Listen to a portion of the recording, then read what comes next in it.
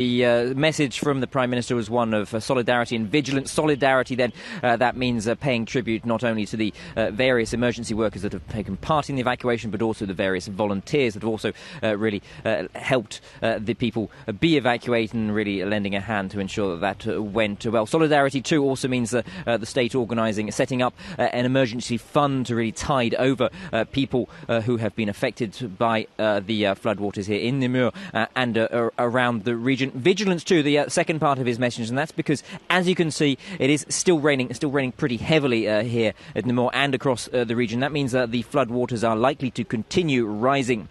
And of course, it's not Nemours that's really the prime concern. It is when the floodwaters continue to move downstream. The river here, the Loing, it does run into, is a tributary of the Seine, which will run into Paris. And levels here have already reached 1910 flood levels. That's the highest in over a century.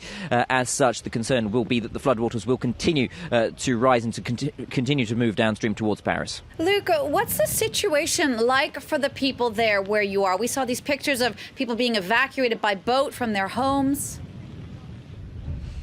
Well, I don't know if you can see behind me, but we are just seeing one more boatload of evacuees, or people leaving their homes, just arriving where we're standing. That's been the case throughout the morning, it has to be said.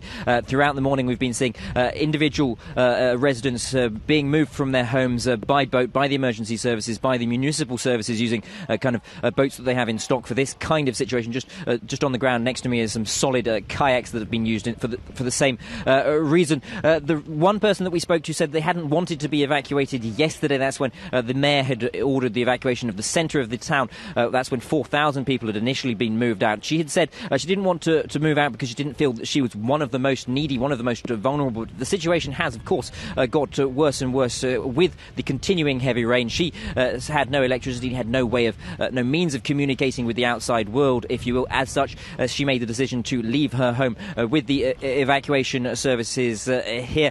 That's pretty much the case for many of the people here. Speaking to businesses too, many of them have been caught unawares by this downpour, and as such they'll be counting the cost, not only then material, but also a pretty distinct cost too on a human level, of people are really losing many of their belongings.